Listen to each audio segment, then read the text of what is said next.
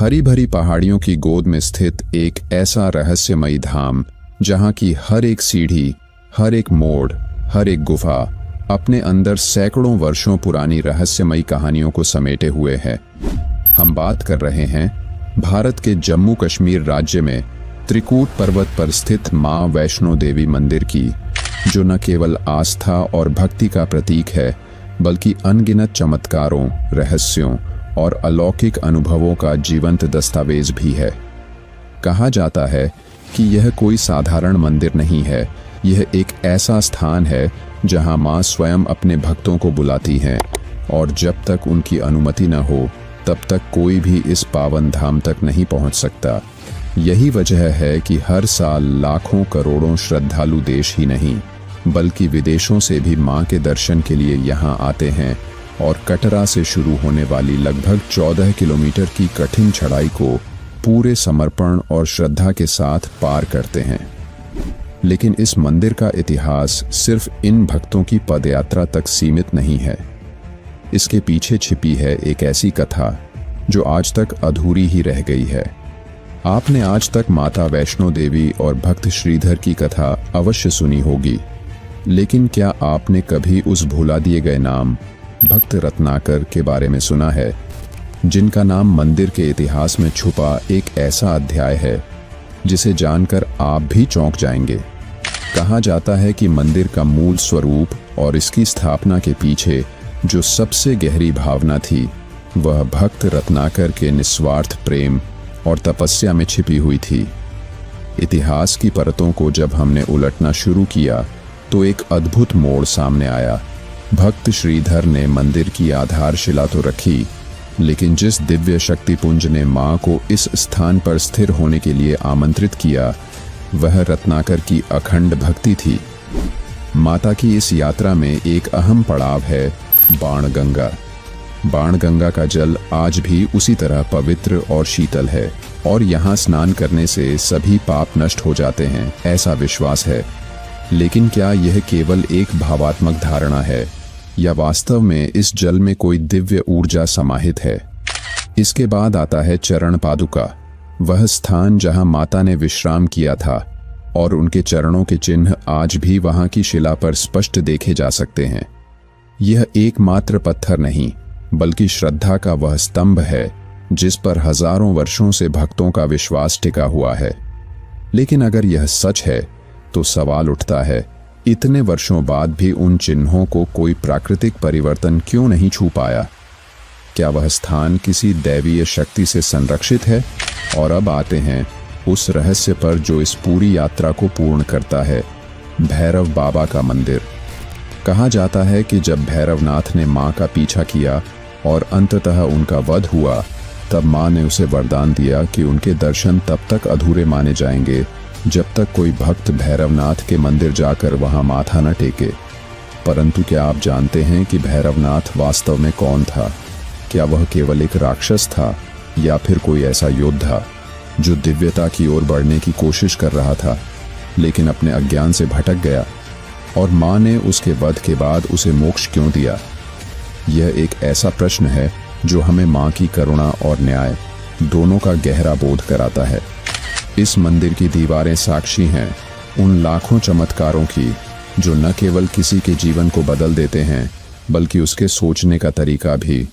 यहाँ निसंतान को संतान की प्राप्ति होती है, रोगियों को आरोग्य मिलता है, दरिद्र को धन, और सबसे बड़ी बात, हर भक्त को मां के दर्शन से एक अजीब सी शांति की अनुभूति होती है जो शब्दों में नहीं बताई जा सकती। जब मां की गुफा में 3 पिंडी रूपों के दर्शन होते हैं, महाकाली, महालक्ष्मी और महासरस्वती, तो ऐसा प्रतीत होता है जैसे साक्षात त्रिदेवीय शक्तियां सामने प्रकट हो गई हों। लेकिन क्या यह केवल प्रतीकात्मकता है या इन 3 पिंडियों में आज भी जीवंत ऊर्जा का संचार है? इन प्रश्नों के उत्तर आज तक न कोई वैज्ञानिक दे पाया, न कोई तर्कशास्त्री। यही इस मंदिर को रहस्यमयी बनाता है, जहां विश्वास और तर्क की सीमाएं धुंधली हो जाती हैं। आज की इस विशेष डॉक्यूमेंट्री में हम आपको ले चलेंगे उसी रहस्यमयी यात्रा पर, जहां हर मोड़ पर छुपा है एक नया रहस्य, हर कदम पर इंतजार कर रही है एक अनसुनी कहानी, और हर दृश्य आपको बांध देगा उस अदृश्य शक्ति से जिसे हम माँ वैष्णो देवी कहते हैं। यह वीडियो आपको न सिर्फ माँ के मंदिर का इतिहास बताएगा, बल्कि वह सब कुछ उजागर करेगा जो समय के गर्त में खो गया था।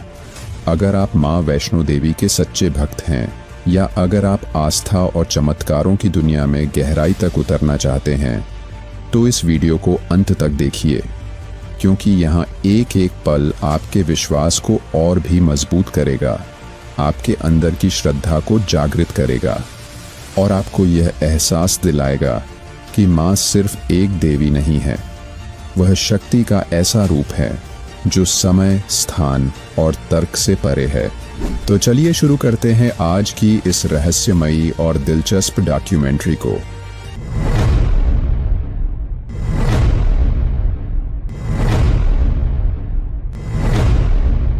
माता वैष्णो देवी के पवित्र धाम की तीर्थ यात्रा हमारे युग की सबसे श्रद्धावान यात्राओं में से एक है। प्रकृति के रमणीय त्रिकुटा पर्वत की 3 विशाल शिखरों के बीच उत्पन्न वह गुफा, जहां मां वैष्णो देवी विराजमान हैं, हर वर्ष लाखों भक्तों को अपनी ओर आकर्षित करती है। यहां पहुंचने के लिए श्रद्धालु घने जंगलों, संकरे घाटियों और कभी-कभी बर्फीले पायदानों को पार करते हैं, लेकिन मां के दरबार की अनुभूति के सामने ये सभी कठिनाइयां नगण्य हो जाती हैं। कहा जाता है कि इस धाम में मां अपने भक्तों की समस्त मनोकामनाएं पूर्ण करती हैं। इसलिए देश के कोने कोने से लोग ईश्वर के इस अद्वितीय स्थान पर आते हैं। जब श्रद्धालु यहाँ की पौराणिक कथाओं के बारे में जानते हैं, तो बहुत से लोग चकित रह जाते हैं, क्योंकि माता वैष्णो देवी की कथा को अक्सर 3 अलग अलग भागों में विभाजित करके सुनाया जाता है, जबकि तत्वतः यह एक ही अखंड कथा है। हमने उन सभी कथाओं को मिलाकर, पढ़कर और सुनकर एक एक करके सभी घटनाओं को सत्यपूर्वक संकलित किया है, ताकि आप माता वैष्णो देवी की संपूर्ण पवित्र गाथा एक साथ समझ सकें। इस दिव्य कथा की शुरुआत त्रेता युग में होती है, जब धर्म संरक्षण के लिए भगवान विष्णु के राम अवतार का समय निकट आ रहा था। पुराणों के अनुसार उस युग में अनेक दुष्ट शक्तियों ने धरती माता भूमि देवी को कोपित कर डाला और उन पर आक्रमण कर दिया। पीड़ा से व्यथित होकर भूमि देवी ब्रह्मा, विष्णु और शिव देवताओं की त्रिमूर्ति के पास शरण लेने आईं। लेकिन आश्चर्य था कि त्रिमूर्ति भी उन्हें दुष्टों से सुरक्षित नहीं रख पाईं। तब त्रिमूर्ति की पत्नियां सरस्वती, लक्ष्मी और काली एकत्रित हुईं और उन्होंने अपनी सामूहिक आध्यात्मिक शक्ति से एक प्रचंड तेज का संधान किया। उस त्रिवेणी तेज के संगम से घोर विप्लवकारी उजास निकला और उसी अलौकिक प्रकाश किरण ने एक कोमल बालिका रूपी देवी को मूर्त रूप दिया। यह बालिका स्वयं देवियों से पूछने लगी, हे महाशक्तियां, मेरा निर्माण किस हेतु हुआ? देवियों ने शुभाशीर्वाद देते हुए कहा कि तुम्हारा जन्म धरती पर रत्नाकर नामक दंपत्ति के घर में होगा, जो दक्षिण भारत में परम श्रद्धालु हैं। वहां तुम्हारा उद्देश्य होगा धर्म की स्थापना और चेतना के उच्चतम स्तर को प्राप्त करके अंततः विष्णु में विलीन होना। देवियों ने बालिका को आशीर्वाद दिया और उसे रत्नाकर के घर भेज दिया। कुछ ही समय बाद रत्नाकर और उनकी पत्नी के घर एक अलौकिक सौंदर्य की धनी कन्या का जन्म हुआ, जिसे उन्होंने वैष्णवी नाम दिया। बालिका वैष्णवी में बचपन से ही असाधारण ज्ञान का भंडार था। उसे बाहर की किसी भी शिक्षा से संतोष नहीं मिलता था, इसीलिए उसने अपनी अंदरूनी खोज शुरू की और जल्दी ही ध्यान की कला सीख ली। एक समय उसने महसूस किया कि केवल ध्यान और तपस्या ही उसे उसके उच्च लक्ष्य तक पहुंचा सकते हैं। इसलिए वैष्णवी ने अपने घर गृहस्थी के सारे सुख त्याग दिए और निर्भीक होकर जंगल की ओर निकल पड़ी। वहीं भगवान राम जब अपने 14 वर्षों के वनवास पर थे, तो वे वैष्णवी से मिले और तुरंत उन्हें भगवान विष्णु का अवतार समझ लिया। वैष्णवी ने उनसे विनती की कि वे उन्हें विष्णु में विलीन होने में सहायता करें, लेकिन राम जी ने कहा कि अभी सही समय नहीं हुआ है। उन्होंने वादा किया कि निर्वासन के बाद वे लौट कर आएंगे, और यदि तब वह उन्हें पहचान पाईं तो उनकी इच्छा पूरी करेंगे। वनवास के बाद श्री राम जीत के साथ लौटे, लेकिन इस बार वृद्धावस्था के भेष में प्रकट हुए। वैष्णवी उन्हें नहीं पहचान सकीं और बेहद बेचैनी महसूस करने लगीं। तब राम जी ने समझाया कि उनका सच्चा मिलन कलयुग में कल्कि के रूप में अवतरण के समय होगा। उन्होंने वैष्णवी को निर्देश दिया कि वह त्रिकूटा पर्वत की तलहटी में एक आश्रम बनाकर ध्यान और तपस्या जारी रखें, ताकि वे आध्यात्मिक ऊंचाइयों को छू सकें, मानवता को आशीर्वाद मिले और दुखी व गरीबों की पीड़ा दूर हो। सुनते ही वैष्णवी उत्तर की ओर निकल पड़ी। आए रास्ते में कठिनाइयां झेलकर वे त्रिकूटा की तलहटी पहुंची, जहां उन्होंने अपना आश्रम स्थापित किया और ध्यान मग्न हो गईं। भगवान राम की भविष्यवाणी के अनुरूप वहां उनकी महिमा फैलने लगी और दूर दूर से भक्त आकर आशीर्वाद लेने लगे। धीरे धीरे यह घटना महायोगी गुरु गोरक्षनाथ तक पहुंची। वे जानना चाहते थे कि वैष्णवी ने उच्च आध्यात्मिकता प्राप्त की या नहीं, इसलिए उन्होंने अपने परम विश्वस्त शिष्य भैरवनाथ को भेजा। भैरवनाथ ने गुप्त रूप से आश्रम का निरीक्षण शुरू किया। उन्होंने देखा कि अकेले होते हुए भी वैष्णवी धनुष बाण साथ रखती थीं और चारों ओर वानर व शेरों के बीच रहती थीं। वैष्णवी की अपूर्व सुंदरता और शक्ति देखकर भैरवनाथ मोहित हो गया। उसकी नजरों में केवल वैष्णवी ही प्रत्यक्ष साक्षात देवी लगने लगीं और वह अपना पूरा ध्यान भुलाकर उनसे विवाह करने का आग्रह करने लगा। समय बीता और कटरा से थोड़ी दूर हंसाली गांव में श्रीधर नाम के एक बड़े भक्त रहते थे, जो संतानहीन होने के कारण दुखी रहते थे। एक नवरात्रि पर उन्होंने गांव की कुंवारी कन्याओं को पूजन में आमंत्रित किया। आश्चर्य देखकर वे स्तब्ध रह गए जब उसी बीच एक सुंदर कन्या भी आकर बैठ गई, जो दरअसल माता वैष्णो देवी का ही रूप थी। पूजन के बाद सब कन्याएं लौट गईं, पर वह दिव्य कन्या वहीं रुकी और श्रीधर से बोली, सबको घर बुलाकर भंडारा कराओ। श्रीधर ने आज्ञा मानी और आसपास के गांव ढाणियों में भोजन का निमंत्रण भेज दिया। भंडारे के लिए लोग आने लगे। इसी बीच महायोगी गोरखनाथ और उनके शिष्य भैरवनाथ जी भी आए, जिन्हें देखकर गांव वाले प्रभावित हुए। कन्या रूपी देवी ने एक चमत्कारिक पात्र से सभी को परिपूर्ण सेवा की। जब भैरवनाथ जी ने खीर पूड़ी छोड़कर मांसाहार और मदिरा मांग ली, तो देवी ने उन्हें समझाया कि यहाँ केवल शुद्ध ब्राह्मण भोजन परोसा जाता है, पर भैरवनाथ जी अपने आग्रह पर अड़े रहे। तब देवी ने उनका छल छंद भांप लिया, वायु रूप धारण किया और त्रिकूटा पर्वत की ओर उड़ गईं। भैरवनाथ जी भी पीछे पीछे गए। उस समय माता की रक्षा हेतु पवन पुत्र हनुमान जी भी मौजूद थे। हनुमान जी को रास्ते में प्यास लगी तो माता वैष्णो देवी ने अपना धनुष उठाकर पर्वत पर बाण चलाया और एक जलधारा प्रवाहित कर दी। वे उसी जल में अपने केशों को धोकर तृप्त हुईं। आज उस चमत्कारी स्रोत को बाणगंगा कहते हैं। माना जाता है कि बाणगंगा के पवित्र जल से स्नान करने या उसे पीने मात्र से श्रद्धालुओं की सारी थकान और वेदना दूर हो जाती है। कटरा से कुछ दूर त्रिकूटा पर्वत की तलहटी में स्थित उस गुफा में माता वैष्णो देवी ने 9 माह तक गहन तपस्या की। भैरवनाथ भी उनका पीछा करते हुए उसी गुफा तक पहुंच गया। तभी एक संत ने भैरवनाथ से कहा, जो कन्या तू देख रहा है वह साधारण नहीं, आदिशक्ति जगदम्बा है, तुम उसका पीछा छोड़ दो। पर भैरवनाथ नहीं माना। मां ने गुफा के दूसरे छोर से एक मार्ग प्रकट कर बाहर निकलकर वहीं कदम रखा, जहां आज अर्धकुमारी या आदि कुमारी गर्भजून की पिंडिका स्थापित है। कहा जाता है कि जहां देवी ने पीछे मुड़कर भैरवनाथ को चेताया था, उस छोटी पर उनकी चरण पादुका भी पूजनीय है। यहां आज के समय में एक भव्य मंदिर का निर्माण किया जा चुका है। जब भैरवनाथ फिर भी नहीं रुका तो माता गुफा के भीतर चली गईं और वहीं हनुमान जी गुफा के बाहर खड़े होकर भैरवनाथ का सामना किए। उन्होंने भैरवनाथ के साथ संघर्ष किया, लेकिन भैरवनाथ अडिग रहे। तब माता ने महाकाली का रूप धारण कर भैरवनाथ का संहार कर दिया। उनका सिर कटकर लगभग 8 किलोमीटर दूर भैरव घाटी में गिरा, जहां आज भैरवनाथ का मंदिर स्थित है। गुफा के भीतर, जिसे पवित्र गुफा या भवन कहते हैं, माता ने 3 पिंड, महाकाली दाएं, महासरस्वती बीच, महालक्ष्मी बाएं के रूप में स्वयं को धारण कर लिया। ये तीनों शक्तियां मिलकर ही माता वैष्णो देवी के एकेश्वर रूप का निर्माण करती हैं। भैरवनाथ के वध के बाद उसे अपनी भूल का एहसास हुआ और उसने माता से क्षमा याचना की। देवी ने उसे न केवल मोक्ष का वरदान दिया, बल्कि आदेश दिया कि भैरवनाथ के दर्शन के बिना किसी भक्त की यह यात्रा पूर्ण नहीं होगी।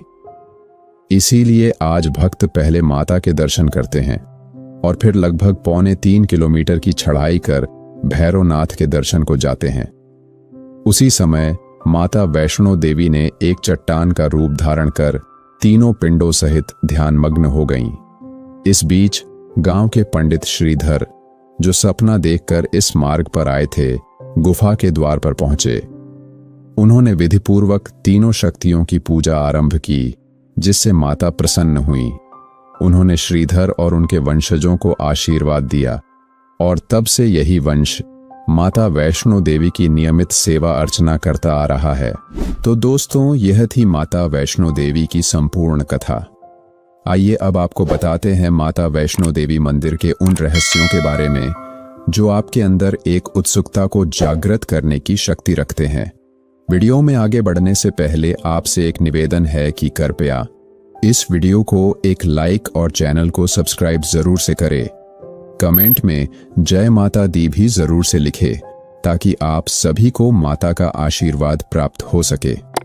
आपके लिए यह कुछ सेकंड का काम है, लेकिन हमें इससे आपके लिए एक बेहतरीन कंटेंट बनाने में मदद मिलती है। तो चलिए अब इस वीडियो की ओर आगे बढ़ते हैं। वैष्णो देवी मंदिर भारत के सबसे लोकप्रिय और माने जाने वाले धार्मिक मंदिरों में एक है। जम्मू में त्रिकुटा पहाड़ियों में मौजूद वैष्णो देवी के दर्शन करने के लिए यहां हर साल लाखों लोग आते हैं, लेकिन नवरात्रों में लाखों की संख्या करोड़ों में भी बदल जाती है। ऐसा माना जाता है कि माता वैष्णो देवी ने रावण के खिलाफ भगवान राम की जीत के लिए प्रार्थना करते हुए 9 दिनों का उपवास नवरात्र किया था। मंदिर 5200 फीट की ऊंचाई पर स्थित है और यहां पहुंचने के लिए आपको कटरा से लगभग 13 किलोमीटर दूर ट्रैकिंग करनी पड़ती है। चलिए अब आपको बताते हैं आखिर क्या है गर्भजून गुफा का रहस्य। कहते हैं कि माता वैष्णो देवी ने इस गुफा में 9 महीने तक तपस्या की थी, ठीक वैसे जैसे एक शिशु अपनी मां के गर्भ में रहता है। यह गुफा इसलिए भी प्रसिद्ध है क्योंकि माता ने यहां भैरवनाथ से छिपकर अपनी तपस्या की। इस दौरान माता ने इस गुफा में समय बिताया और अपनी शक्ति को और भी ऊंचा किया। इसी कारण से इस गुफा को गर्भजून गुफा कहा जाता है। यह मान्यता प्रचलित है कि जो महिलाएं इस गुफा में प्रवेश करती हैं, उन्हें प्रसव के समय कोई भी कठिनाई नहीं होती। यह एक अद्भुत विश्वास है जो कई सालों से लोगों में फैला हुआ है। यह भी कहा जाता है कि मंदिर का निर्माण करने वाले पंडित श्रीधर को जब माता वैष्णो देवी ने बच्ची के रूप में प्रकट होकर उनसे संवाद किया, तब उन्होंने ही इस गुफा का रहस्य बताया था। श्रीधर ने अपनी तपस्या में यह गुफा माता से प्राप्त की और वहां की शक्ति को महसूस किया। यह गुफा अब हर भक्त के लिए एक पवित्र स्थान बन चुकी है। इस गुफा की एक और खास बात है जो हर किसी को चकित कर देती है। कहते हैं कि चाहे कोई कितना भी मोटा आदमी हो या फिर कितना भी पतला आदमी हो, इस गुफा में आराम से चला और आ जाता है। यह सुनने में जितना सहज आपको लग रहा है, उससे कई ज्यादा आश्चर्यजनक वहां पर देखने में लगता है। हमने जब इस मंदिर के निर्माण के बारे में जानकारी खोजी तो हमें एक नाम जानने को मिला, जो है महाराज गुलाब सिंह का। कहते हैं कि भले ही मंदिर की पूजा अर्चना पंडित श्रीधर करते थे, लेकिन आज जो हम माता वैष्णो देवी का भव्य मंदिर देखते हैं, वह महाराज गुलाब सिंह ने सन 1846 में बनवाया था। माता वैष्णो देवी की यह पावन यात्रा न केवल एक आध्यात्मिक अनुभव है, बल्कि आस्था, श्रद्धा और शक्ति की प्रतीक भी है। हर साल लाखों श्रद्धालु इस दिव्य दरबार में हाजिरी लगाते हैं और हर किसी को अपने जीवन में एक बार इस यात्रा का अनुभव अवश्य करना चाहिए। अगर आपको ये जानकारी अच्छी लगी हो तो हमारे चैनल को जरूर सब्सक्राइब करें और इस वीडियो को लाइक और शेयर करें। हम ऐसे ही धार्मिक स्थलों, पौराणिक कथाओं और भारत की दिव्य परंपराओं पर आधारित कहानियां आपके लिए लाते रहेंगे। घंटी का आइकन दबाना न भूलें ताकि आप कोई भी नया वीडियो मिस न करें। आपका साथ ही हमारे लिए सबसे बड़ी प्रेरणा है। जय माता दी।